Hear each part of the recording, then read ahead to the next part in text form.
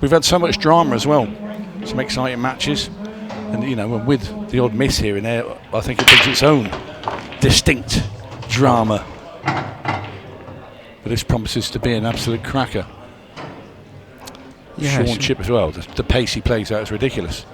Yeah, I mean, he's always a sort of fan favourite, isn't he? Just because he plays the game the right way, or at least the way people want to see it played. Always looks dangerous and seems to be hanging around the business end. Can't cope, though. It's not just that he's a promising young player, but it's just the way he goes about things. Sometimes you get young players come through, they look a bit rushed and they throw sort of good performance and then bad performance, but right from the start he's just looked rock solid as a match player.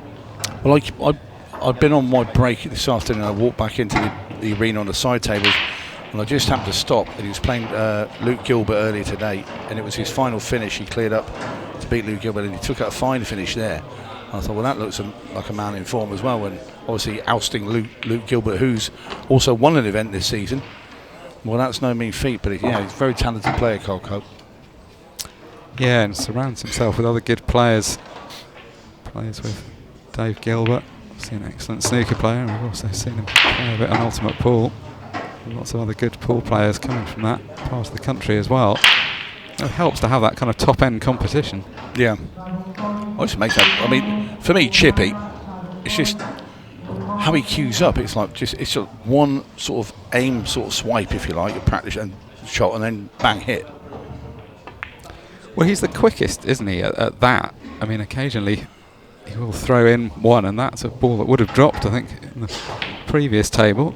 Although I don't think he quite got the position right. Maybe that's actually a better outcome than if the ball does go in. But yeah, he's the quickest when he's actually down for a shot. A lot of the other players who play quickly, it's that they race around the table. But with Chippy, it's just no time is spent lining up, which is so useful because when you get down to the 15-second shot clock, even if he's on 2 or 3 seconds, he can just get down and play a shot, and he doesn't feel like he's rushing, whereas other people look like they're under all sorts of pressure.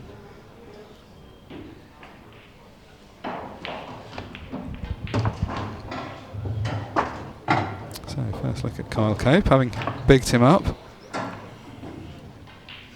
Not a bad position this, although he's got to mind his work. The two balls to the left-hand side of the table do both pot to the left middle. The top one would be a fairly easy pot to the left middle. The other one may play to the same pocket or may try and drop in behind it.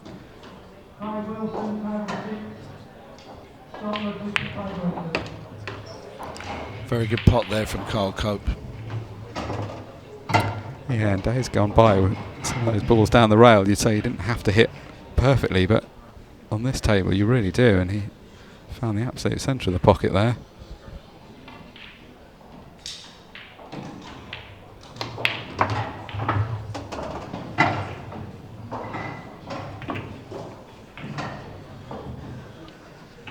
He's not going to be able to get too close to the ball at the bottom of the table if he wanted to play that next, but still got a decent angle to the ball to the left centre. That's the most difficult ball on the table, so either way he's happy to have it out the way. May have to go up the table next. Has he gone far enough? I think he has just to screw straight back.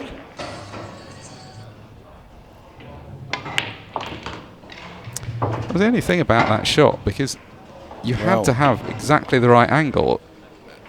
He had, as you said, just maybe a roll short of where he wanted to be, which meant he couldn't get perfect position. I think he thought he could probably borrow a bit more of the pocket than he has. I'm not sure he can get past the black for the length of the table double into the top corner either. He might have to play this very slowly into the centre. We should go for the cut. I mean, wow. We'll take the paint off this one. Didn't get close in the end. Bridge too far there for Kyle Cope, and now for Shaun Chipperfield, a second bite at the cherry.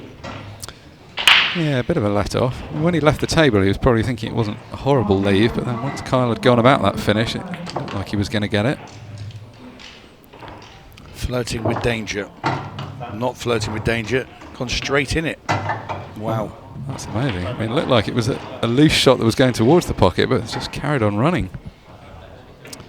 Just talking to Lewis Roberts as he came off the table after his last match, and he was saying how fast the table was. not a great surprise, obviously. The table's brand new and the cloth's brand new, so you'd expect the playing conditions to be pretty lively. Real let-off though for Kyle Cope, having missed the ball along the bottom cushion. A lot of the last 64 and last 32 being played in the mini arenas, just behind where Kyle's standing now. Still excellent playing conditions and still the same table, but not quite the same as having the full TV arena with the crowd all around. A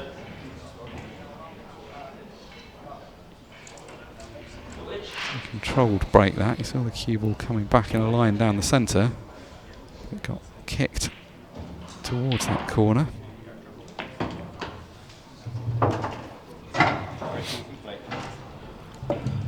Played some good stuff in the last frame, but just a couple of slightly clumsy moments from both players to finish the frame off. Not really in a way that will have dented his confidence though. Kyle's only real mistake in that last frame was slipping out of position and then having to chase a tricky pot. Well, they're all there for him. Float this red into the centre pocket, down the bottom of the table. Still got to keep handy position with the cue ball. He can't just throw his arm at them. So he plays the maple cue. Yeah, you see a few people do that, don't you? More often than not, ash is the material of choice. Slightly softer material, maple. It feels a bit different when you strike it. It dulls a bit more of the strike, which some people like, and others prefer to feel a bit more of it through the cue arm.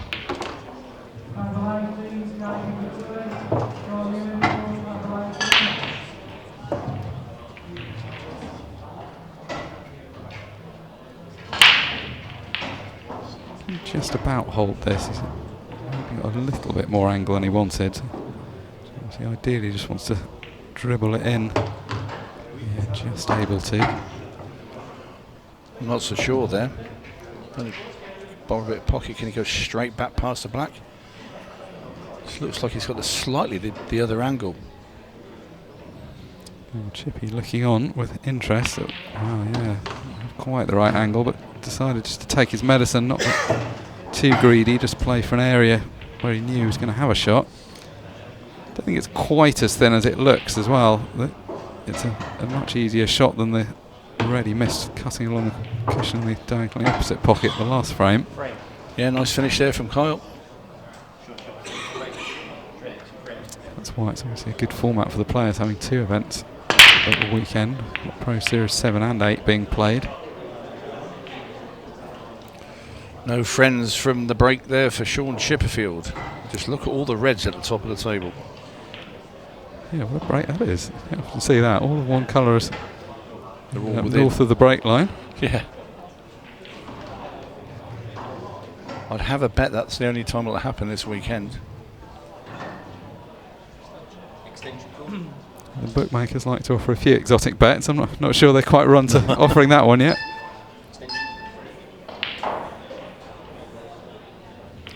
Well, Kyle Cope wants nothing to do with them as he moves down for the yellow.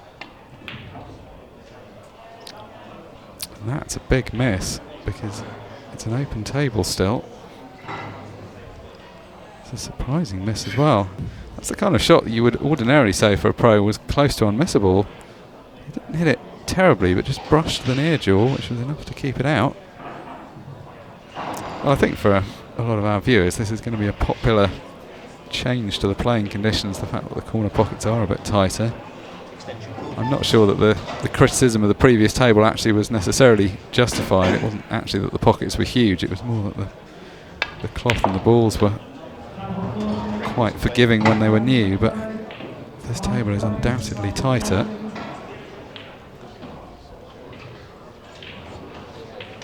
Well, the balls being polished can aid their sliding in off the jaws and whatever as well, because the sheen on the ball from the polish can sort of help them drop in as well, when they're the softer shots.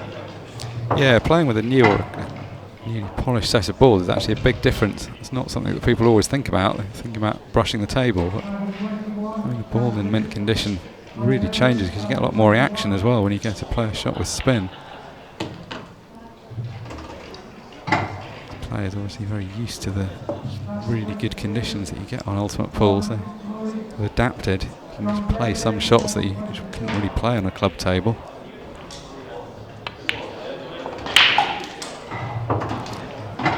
September in Blackpool seems to be fly on mid-season. We've seen quite a few players have to swat some insects out of the way before playing their shots. You've just done the honours in the commentary box and kept us safe from an intruder. Yes. I'm commentary box security. And that was an unwanted guest.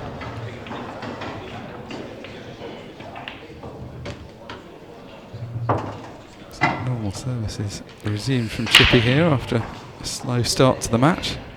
Can he top that cue ball down for the black? It's always going to flick off that yellow, so it's just decided just to not worry too much and just take the long black into the corner.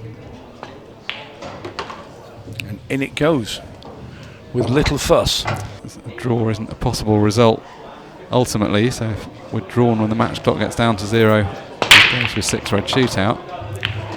Not seen a whole lot of those at the last few Pro Series events. And with breaks like that and with players as good as these two, that's exactly why. Oh, Cope again controlled the break beautifully. You see just how straight he's cued that ball up and down the centre of the table.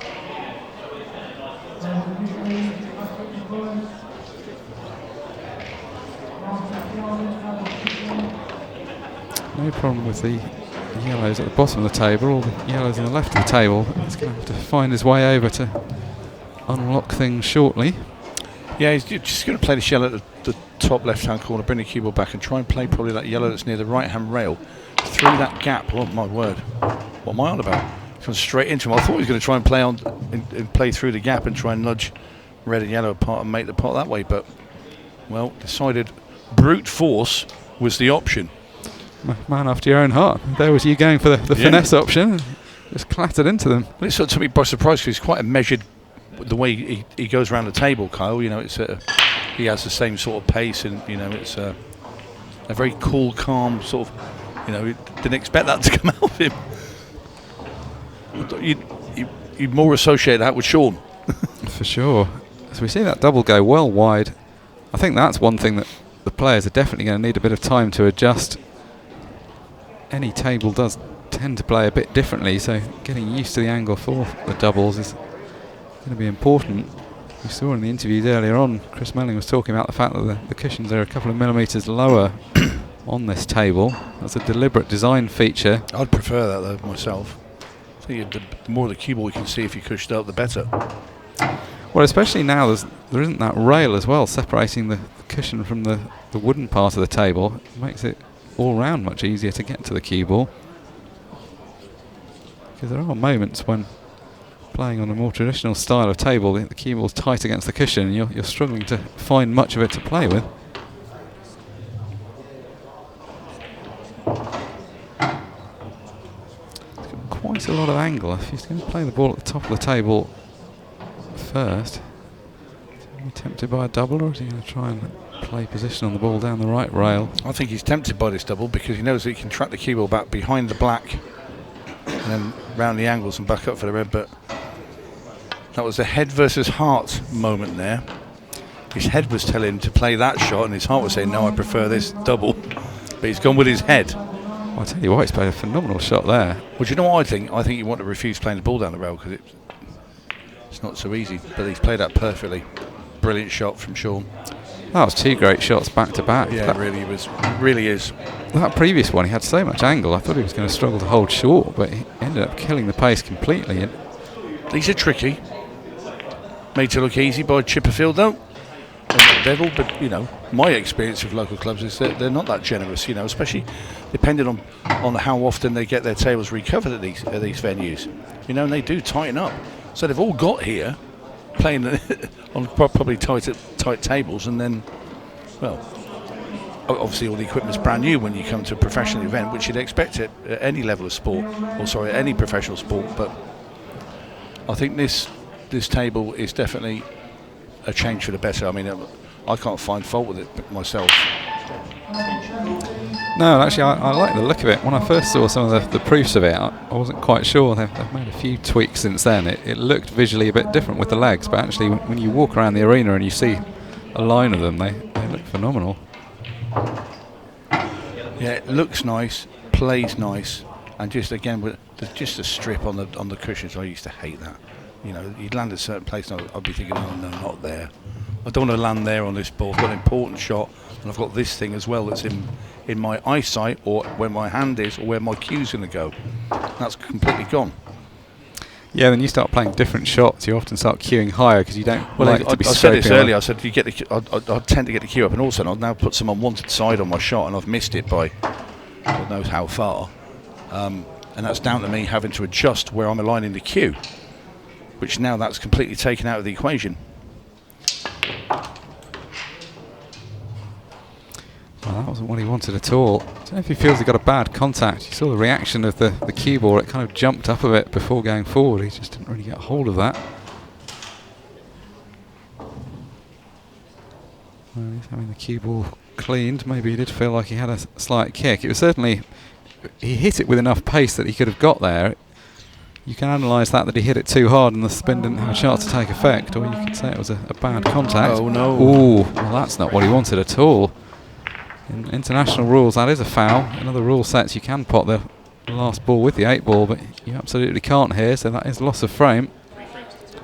Not a terrible moment in the match, you'd have to say, to do that. If you're ever going to have that bad luck, when the scores are level, it's the moment to do it. It's only the single frame behind.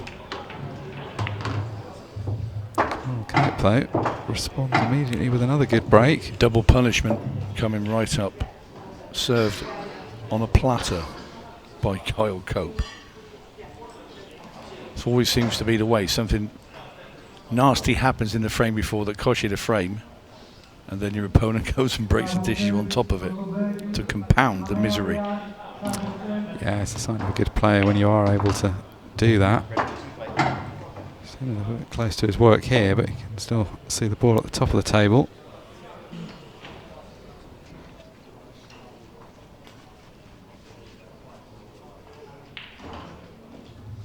Everyone gets the idea of one mistake costing you a couple of frames, but it's only really when you play at a pretty high level of the game where you see it happen regularly. Most English pool events are played to an alternate break format. Do you see more commonly in American events where you have winner breaks where people can sequence a good few together. One mistake can be very, very costly in that format. Yeah, generally 9 ball.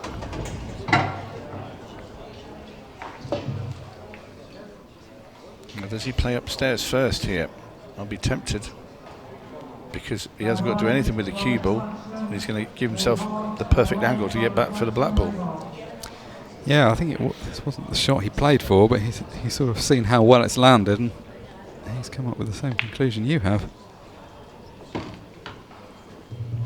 Now you see exactly why, because he's got nothing to do, whereas if he'd have played the other red first, it wouldn't have been a straightforward positional shot to get nicely on ball to the centre.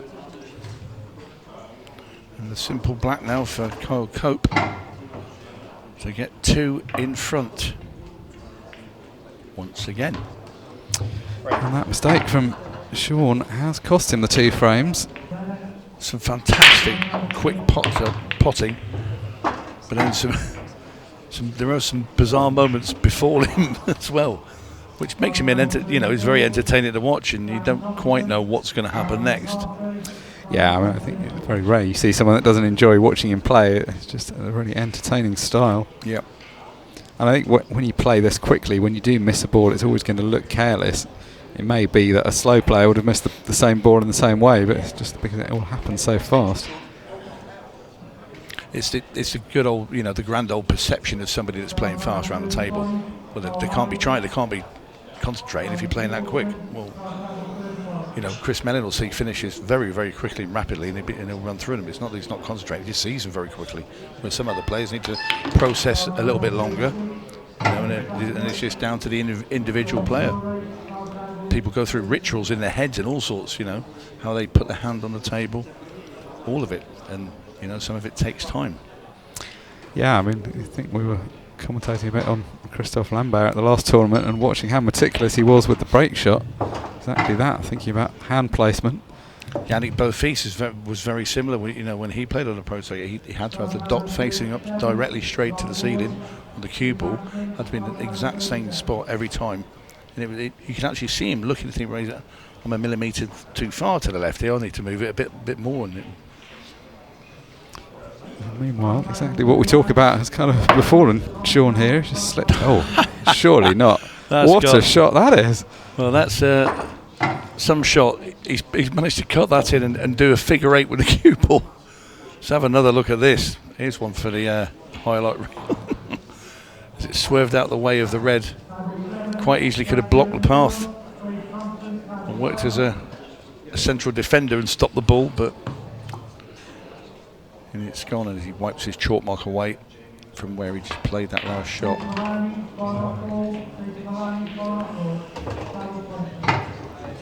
He's having the cue ball cleaned once again.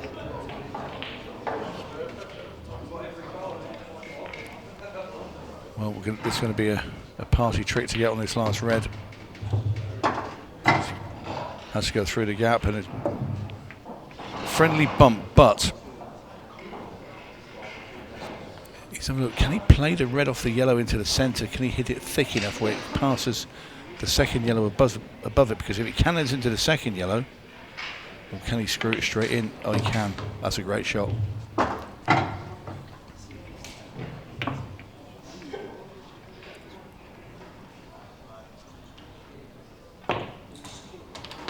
Well, he's got a tremendous finish in there from Shaun Chipperfield. A few bumps and kicks along the way.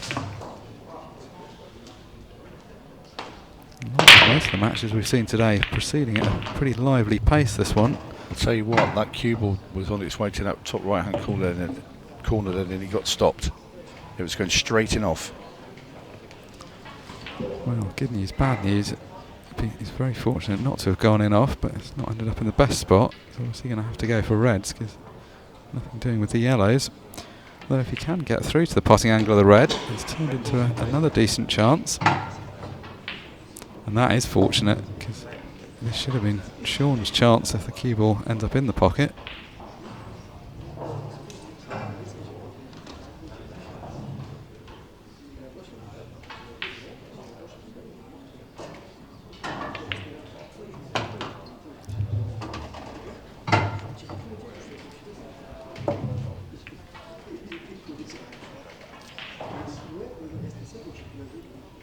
Look on his face always just kind of makes you think he's definitely going to get the clearance. There doesn't seem to be any sort of doubt, or he's not rushing. It just always looks like he's in full control of the situation. I think he is in full control. Well, that's the best way to make it look like that. Yeah. Just looking at what angle he leaves here. Obviously it's the right hand of the two reds at the bottom corner of the table that's going to be the most difficult one to get good position. May just squeeze past the yellow, in which case that would make life much easier. So the way he plays this shot. He'll need an angle on it though as well.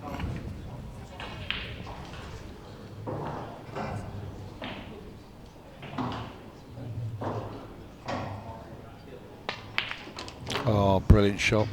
Brushed it off the yellow there.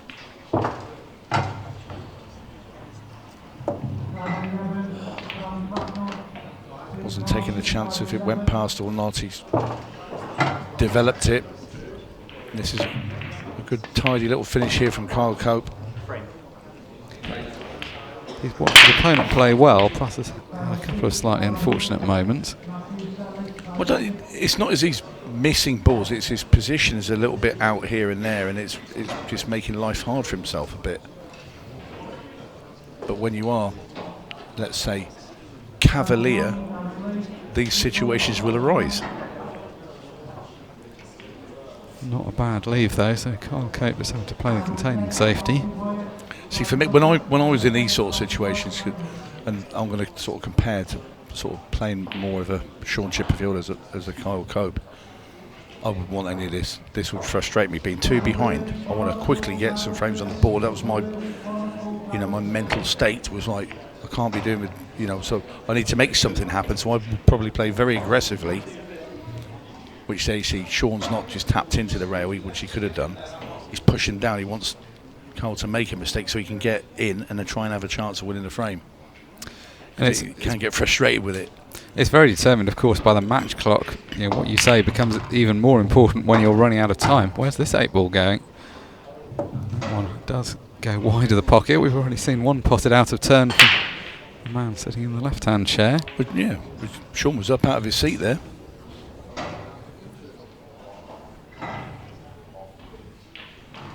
The Pro Series is deliberately one of the longer format tournaments that we run at Ultimate Pool. We obviously have the quicker Monday night formats. This one is intended to be a purer test of pool.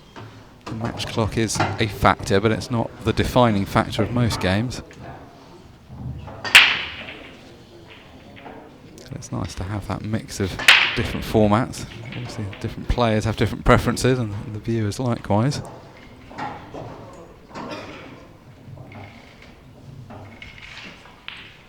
No real surprise, I suppose, to see some quicker matches. In a sense, these matches on the main arena table are hand-picked on the first day. There's a lot of potential matches you could choose, and naturally we're going to see ones that feature the bigger name players or some interesting storyline. As a result, we do tend to see a slightly higher quality of play than the field on average. We see Phil Parkin looking on from the arena. Ian Alley behind him now, sending a text message. Saw a very entertaining performance from Ian Alley in the Monday night pairs competition a week and a half ago. Playing with John Joe Sharkey, came through what could have been a pretty tricky group. Played some very entertaining stuff.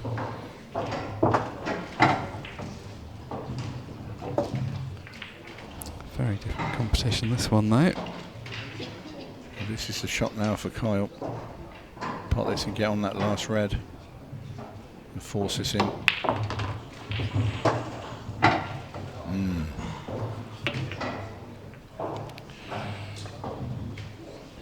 Probably want to come over a little bit more, but he's left his cut into the corner. Oh, great shot.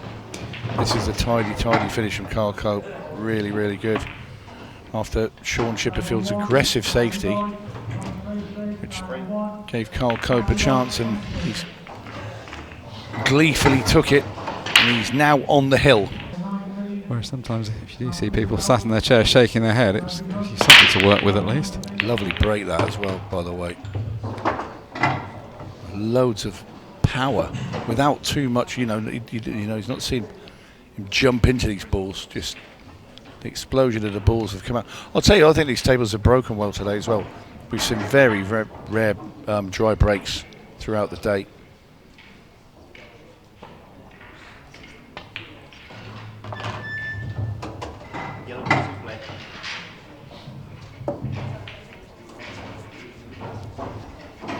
Well, the yellows are there.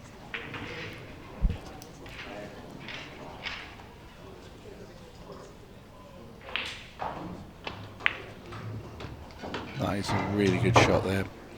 Played it with loads of right hand side. Gets onto this yellow that's next to the black.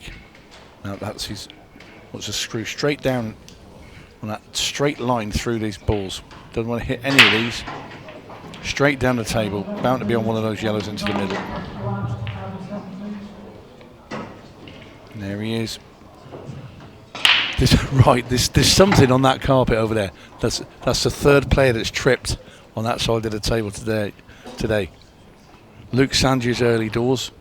I'm trying to think who the other one was. It might have been Ronan McCarthy. I'm not sure, but it's definitely the third player.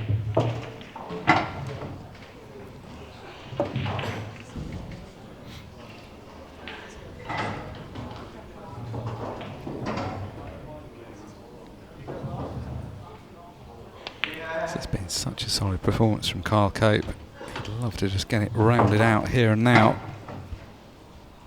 It's going to be a good afternoon's work if he goes through Luke Gilbert and Shaun Chipperfield. Yeah, play the yellow that's next to the red. Just screw back a couple of inches, leave a cut into the bottom corner. Comes off the two rails now, so off that side rail into the other rail over there. Lands in a gap of all those reds and you'll be able to see the black.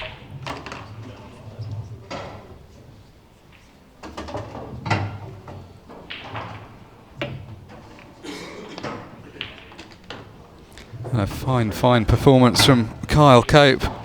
Does what he needs to against Shaun Chipperfield. This could have been a very difficult last 32 draw, but for the second match in a row, Kyle Cope turns up and beats a big name player. He books his place in the last 16.